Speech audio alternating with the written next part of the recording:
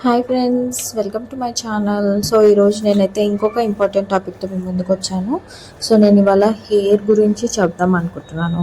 So జనరల్గా అయితే అందరికీ నల్లటి పొడవాటి జుట్టు కావాలని అందరికీ ఉంటుంది, కానీ అంత జుట్టు ఉన్నవారు కూడా ఇవాళ రేపు చాలా తక్కువ అయిపోయినారు.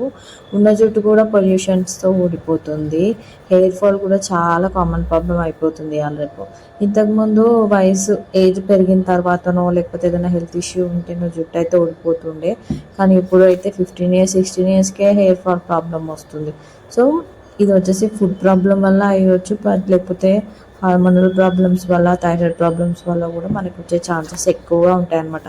సో కెమికల్ ప్రోడక్ట్స్ కూడా ఎక్కువ వాడడం వల్ల కూడా వస్తుంది, జీన్స్ వల్ల కూడా వస్తుంది, hair care treatment hair care మంచి తీసుకోకపోయినా వస్తుంది.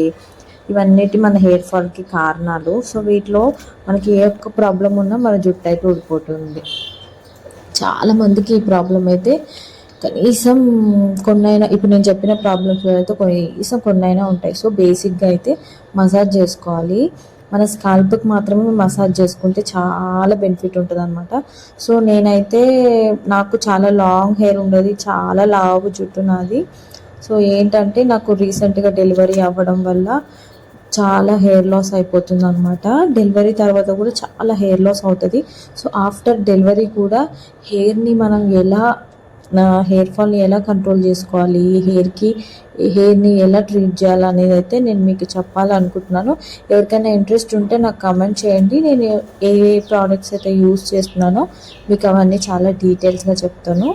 సో నెక్స్ట్ వచ్చేసి మసాజ్ చేయాలన్నమాట. ఆయిల్ పెట్టి బాగా మంచి మసాజ్ చేస్తే మంచి రిలాక్సింగ్గా ఉంటుంది. తర్వాత ఇంకా ఏంటంటే అలోవెరా కూడా పెడితే జుట్టుకి చాలా కూల్నెస్ ఇస్తుంది అనమాట. ఉసిరికాయ, కొబ్బరి అంటే కొబ్బరి నూనె, ఇవన్నీ మనం వాడవచ్చు. ఇప్పుడు మందార పూలని కూడా ఎలా వాడాలో కూడా చెప్తాను. మెంతులు, ఇవన్నీ మనం హెయిర్కి యూస్ చేసుకోవచ్చు అనమాట. చాలా మంచి రిజల్ట్స్ ఉంటాయి. సో బయట అక్కడిక్కడ పోయి కెమికల్ ట్రీట్మెంట్లు చేసుకున్నట్టు కంటే ఇంట్లోనే మనము హోమ్ రెమెడీస్తో కొంచెం బెటర్ చేసుకోవచ్చు అనమాట. ఓకేనా? సో హెయిర్ కేర్ రొటీన్ కూడా ఫాలో అవ్వాలి మస్ట్ అండ్ షుడ్గా.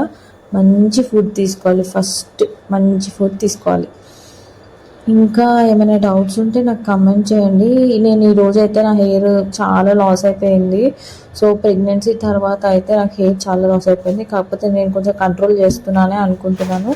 సో మీకు నేను ఏ ఆయిల్ అయితే యూస్ చేస్తున్నానో దాని గురించి కూడా, నేను యూస్ చేసిన తర్వాత అది ఎలా వర్క్ చేస్తుంది, అది పెట్టుకుంటే ఎంత బెనిఫిట్ ఉందనేది కూడా నేను మీకు ఎక్స్ప్లెయిన్ చేస్తాను. మీ అందరికీ నా వీడియో నచ్చితే లైక్, షేర్, సబ్స్క్రైబ్ చేసుకోండి. ఇంకా మరిన్ని వీడియోస్ చేయడానికి నాకు చాలా ఎంకరేజ్మెంట్ ఉంటుంది. Thank you so much.